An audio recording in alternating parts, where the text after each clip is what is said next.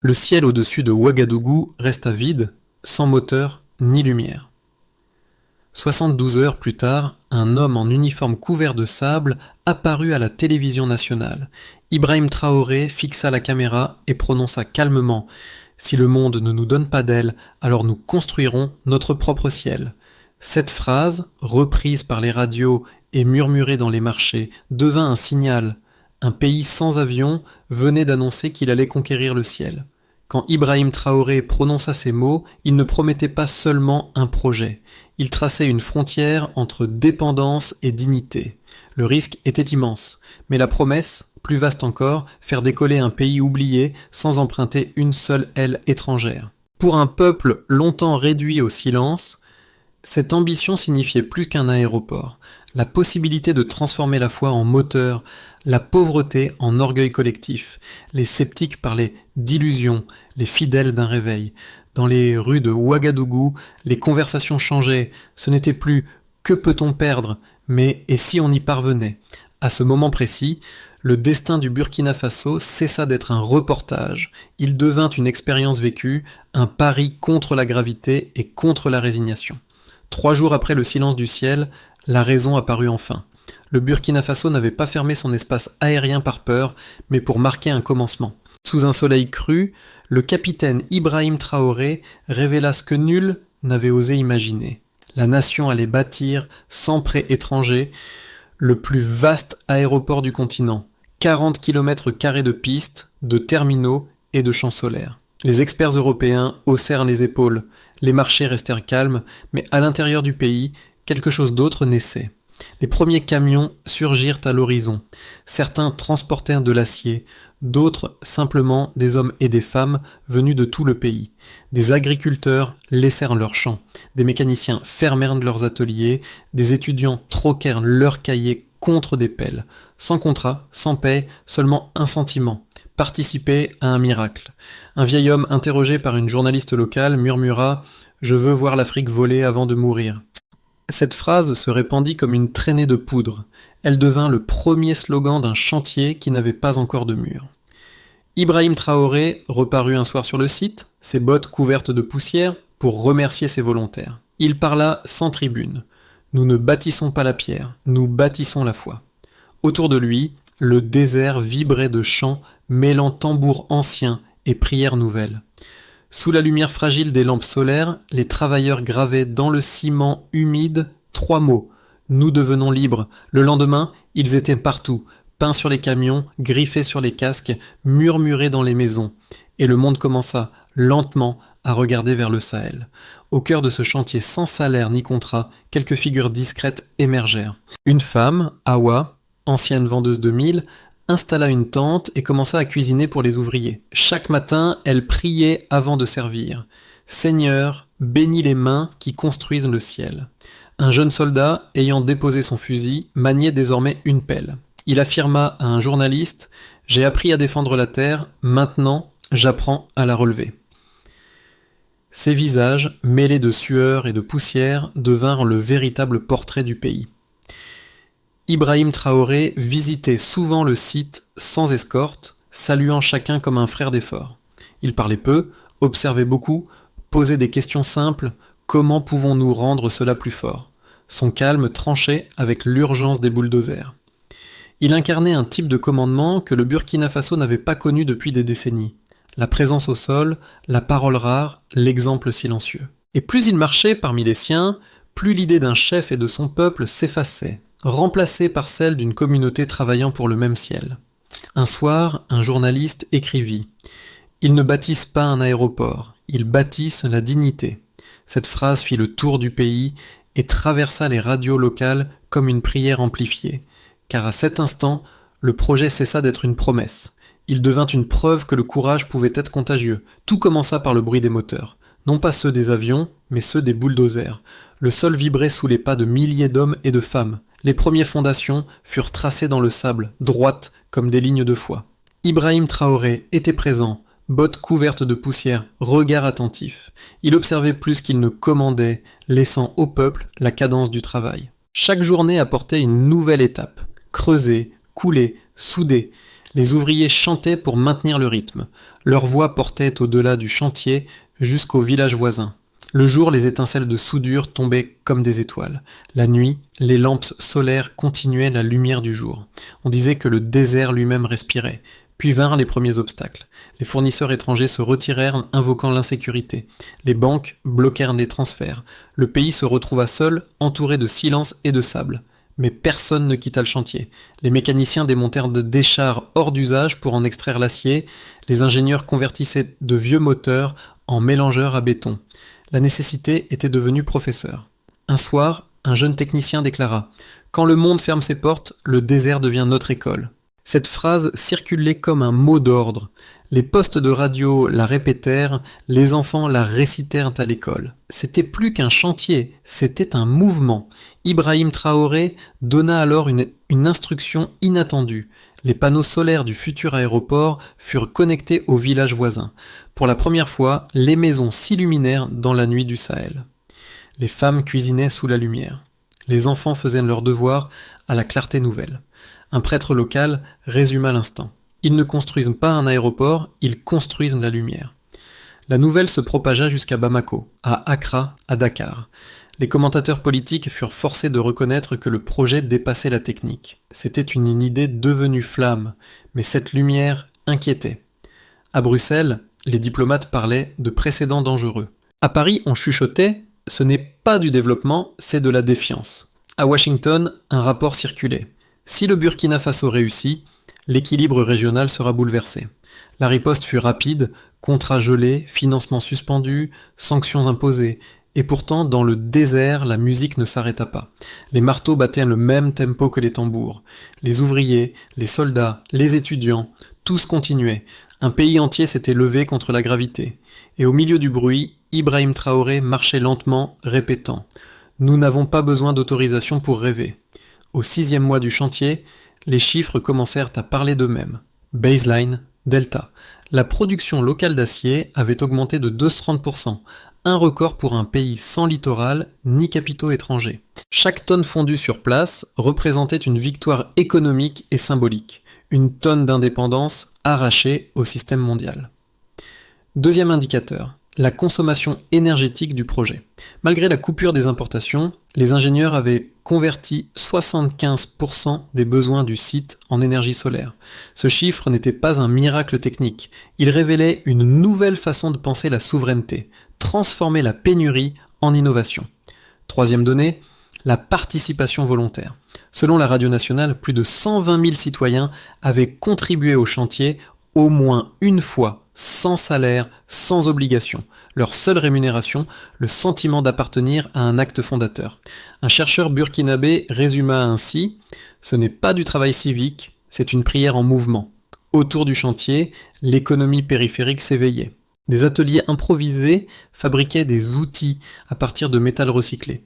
Les marchés reprenaient vie, les femmes vendaient du mil aux abords des routes. Les revenus locaux, bien que modestes, croissaient d'environ 40% depuis le début des travaux. Chaque pourcentage gagné valait plus qu'une subvention. Il prouvait qu'une économie pouvait respirer sans perfusion. Ibrahim Traoré insista pour que chaque statistique soit lue publiquement à la radio du soir. Un chiffre n'a de sens que s'il inspire un acte, disait-il. Cette transparence inhabituelle renforça la confiance. Même les sceptiques reconnaissaient la cohérence du projet. Les chiffres n'étaient plus des abstractions. Ils racontaient un peuple qui se reconstruisait. Mais la réussite attira la contre-attaque. Les sanctions internationales commencèrent à peser lourd. Blocage des importations de ciment, gel des transferts, refus des assurances. Les planificateurs durent calculer autrement, recycler, substituer, improviser. Chaque décision devint une équation à résoudre dans le sable. Pour maintenir la cadence, les ingénieurs burkinabés mirent au point un mélange inédit. Argile locale plus roche volcanique du Nord. Résultat, un béton plus résistant, testé à 110% des normes prévues. Le rapport technique fut transmis à toutes les universités du pays. C'était plus qu'une réussite industrielle. C'était la preuve que la science pouvait naître en marge des laboratoires du Nord. Quand les experts étrangers vinrent inspecter le site, ils trouvèrent un chantier ordonné, des ouvriers concentrés, une discipline naturelle. L'un d'eux abasourdi, nota. Ils ont remplacé la bureaucratie par la foi. Et dans ce constat se cachait le véritable delta, la transformation d'un rêve en méthode. Face à ce phénomène, deux lectures du miracle burkinabé s'opposèrent. La première, défendue par les observateurs occidentaux, soutenait que l'expérience d'Ibrahim Traoré n'était qu'un épisode de ferveur nationale condamné à s'essouffler sans capitaux. Un enthousiasme romantique, disait-il, voué à se heurter à la réalité des chiffres et des chaînes d'approvisionnement. Selon eux, aucun modèle ne peut survivre sans marché, sans crédit, sans partenaire. La seconde lecture, née du terrain, répondait par les faits. Le chantier avançait, les salaires absents n'empêchaient ni la rigueur, ni la cohésion. Les ouvriers arrivaient chaque matin avant l'aube, les responsables tenaient des registres précis et les ingénieurs documentaient tout. Ce n'était pas l'anarchie, mais une discipline sans hiérarchie visible. L'ordre venait d'ailleurs, du but commun. Entre ces deux visions, le débat prit une tournure morale. Pour les sceptiques, Traoré manipulait la foi pour masquer une faiblesse structurelle. Pour ses partisans, il prouvait au contraire que la foi pouvait devenir une infrastructure. Il voyait dans ses gestes calmes la naissance d'un paradigme, celui d'un développement fondé sur la cohérence entre parole et action. Les économistes étrangers invoquèrent les précédents, projets avortés, utopies africaines, effondrement. Mais les chiffres, cette fois, refusaient d'obéir à la théorie. Chaque semaine, le taux d'achèvement augmentait de 3%. Les sanctions semblaient ralentir le progrès, elles ne faisaient que le rendre plus visible. Et plus le monde doutait, plus le peuple persévérait. Un professeur de Dakar conclut « Ce n'est pas un modèle exportable, mais c'est un signal irréversible. » Il avait raison. Le Burkina Faso ne cherchait pas à convaincre, seulement à exister par l'exemple. Et dans cette posture tranquille se trouvait peut-être la thèse la plus solide de toutes, qu'une nation peut bâtir sans permission et qu'un chef peut incarner un peuple sans trône. La foi a des muscles. C'est ainsi qu'un soldat, les bras encore couverts de poussière, répondit un soir à Ibrahim Traoré. Cette phrase, captée par une caméra locale, devint virale dans tout le Sahel. Elle résumait un basculement invisible. Le projet n'était plus un défi politique, mais une force vivante. Ce soir-là, les dunes vibraient de lumière. Les ouvriers soudaient sous les projecteurs solaires, les étincelles se mêlaient aux champs. On travaillait non pour une date d'inauguration, mais pour une idée. Prouver qu'un peuple pouvait tenir debout sans autorisation. Les sanctions, les coupures, les menaces, rien n'interrompait la cadence. Pour la première fois depuis des générations, les Burkinabés ne demandaient rien, ils offraient. Leur sueur devenait argument, leur silence devenait réponse. Et dans cette nuit rougeoyante, le Sahel paraissait respirer autrement, comme si chaque grain de sable se souvenait de sa dignité. Le monde, lui, commençait à comprendre que ce qu'on construisait dans le désert n'était pas seulement du béton, mais une idée contagieuse, l'indépendance. Les effets du projet se propagèrent bien au-delà des dunes de Ouagadougou. En moins d'un an, 4 sphères distinctes du pays, nationales, économiques, sociales et régionales, furent transformées sur le plan national. La confiance collective s'éleva à un degré inédit. Les Burkinabés, longtemps définis par leur manque, commencèrent à se définir par leur capacité. Les écoles utilisaient désormais le chantier comme étude de cas, le jour où nous avons bâti sans prêt. Le ministère de l'Éducation nota une hausse de 28% des inscriptions en filière technique. Les jeunes voyaient dans l'exemple d'Ibrahim Traoré une promesse tangible, celle d'une souveraineté enseignable. Sur le plan économique, les marchés périphériques s'ouvrirent sans capitaux étrangers. Le troc, longtemps marginalisé, redevint un instrument structurant. Les ateliers recyclaient, les coopératives s'étendaient et l'État commença à acheter localement. Les indicateurs montraient une croissance de 6,2% sur les activités rurales liées au chantier. Les économistes étrangers y virent une économie de dignité, fragile mais authentique. Sur le plan social, la fracture entre classes s'effaçait temporairement. Les soldats travaillaient aux côtés des étudiants. Les femmes portaient des casques jaunes, les pasteurs et les imams priaient ensemble avant de commencer la journée. Un journaliste nota « Le ciment ne colle pas seulement la pierre, il colle la société ». La foi devenait un liant plus solide que l'argent. Ibrahim Traoré, présent sur le terrain, incarnait cette fusion rare entre autorité et fraternité, sur le plan régional et continental. Les images du chantier illuminé circulèrent dans toute l'Afrique de l'Ouest. Au Ghana, des groupes d'étudiants lancèrent le programme Build Without Borrowing. À Dakar, des musiciens enregistrèrent une chanson intitulée Le ciel d'Afrique. Les prêches dominicaux citaient désormais le Burkina Faso comme parabole moderne. Les analystes géopolitiques, eux, parlaient d'un tournant de souveraineté. Et pour la première fois depuis des décennies, le Sahel apparaissait non comme une ligne de fracture, mais comme une matrice d'idées. Sous la poussière, un pays entier redéfinissait le mot progrès. Le chantier n'était plus une métaphore. Il était la preuve qu'un peuple, guidé par sa foi, pouvait bâtir un avenir sans permission. Et quand la nuit tombait, les lumières des panneaux solaires s'étendaient à l'horizon, autant d'étoiles nouvelles qu'aucune sanction ne pouvait éteindre. Si l'on projette les 12 prochains mois, 3 trajectoires se dessinent pour le Burkina Faso, chacune aussi plausible que fragile. Dans un scénario, le premier scénario, celui de base, le chantier atteint son terme technique. L'aéroport ouvre partiellement, les vols régionaux débutent sous supervision burkinabé. Les infrastructures solaires continuent d'alimenter les villages environnants. Les sanctions restent, mais le pays apprend à naviguer en autarcie illimitée. Le risque, l'essoufflement. Sans nouveaux partenaires, la maintenance pourrait devenir le talon d'Achille d'un rêve bâti à main nue. Dans un scénario, le deuxième scénario, plus optimiste. Sous la pression des opinions africaines, plusieurs nations du Sahel rejoignent le modèle Traoré. Une alliance d'infrastructures locales voit le jour. Routes, ports secs, énergie partagée. Les investisseurs alternatifs, Inde, Brésil, Turquie, cherchent à collaborer sans conditions politiques. L'aéroport devient hub continental pour la production et la formation technique. Ce scénario suppose une stabilité politique et la consolidation d'un imaginaire collectif déjà puissant, celui d'une Afrique qui vole par sa propre foi. Dans un scénario, le troisième scénario, celui du choc. Les puissances extérieures accentuent les pressions financières et médiatiques, les rumeurs de corruption se multiplient, la désinformation s'étend. Les divisions internes ressurgissent, ralentissant les chantiers satellites. Mais même dans ce cas extrême, le symbole resterait intact. Car comme le répète Ibrahim Traoré, on ne détruit pas une idée née dans le travail. L'aéroport deviendrait alors un monument de résistance, un rappel que la souveraineté coûte plus que l'or, mais enrichit davantage que les dettes. Et si l'on devait retenir une seule leçon pour les mois à venir, ce serait celle-ci. Si la foi a bâti le béton, la lucidité devra en assurer la durée. Pour comprendre ce que cette histoire change chez ceux qui la regardent, il faut descendre au niveau du sol, là où les métaphores deviennent des gestes.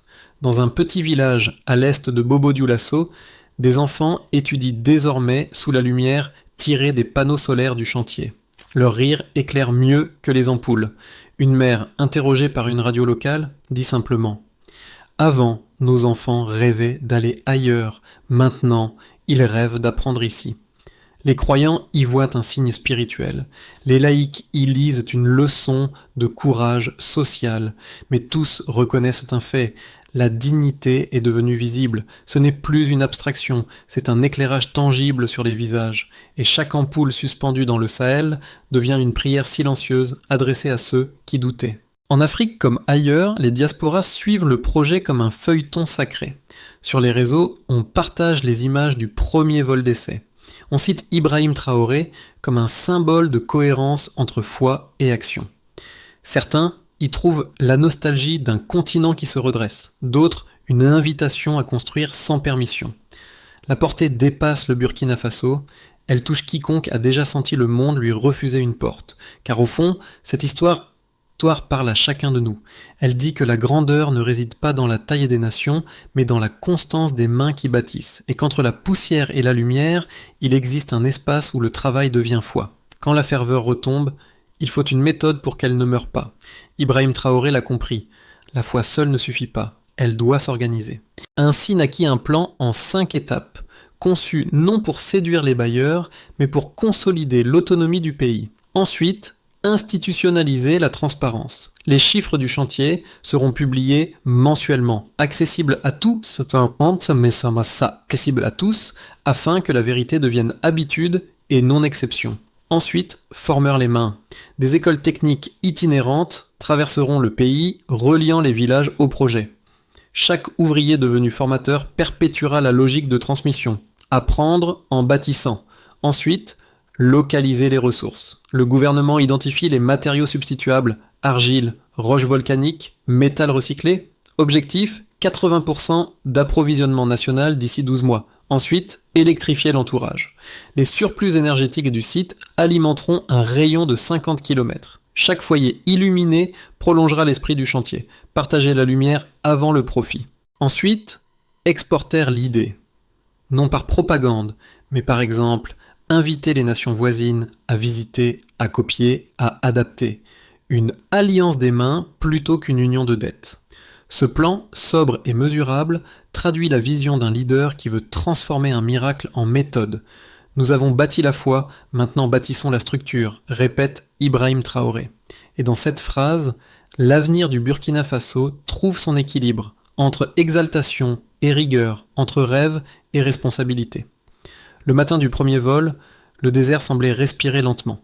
Autour de la piste, les mêmes visages que ceux du premier jour, Awa la cuisinière, le jeune soldat, les étudiants aux mains calleuses, observèrent le ciel comme on observe une promesse tenue. Le moteur rugit, les dunes tremblèrent.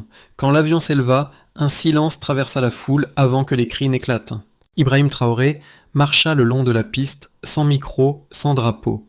Ses bottes traçaient des empreintes dans la poussière encore chaude. Il leva les yeux vers le ciel et dit doucement « Nous n'avons pas construit cela pour prouver notre force, mais pour que plus aucun enfant africain ne demande des ailes. » Ces mots flottèrent dans l'air comme une prière achevée. Awa pleura. Le soldat serra son casque contre sa poitrine. Les tambours, au loin, reprirent le rythme des premiers jours.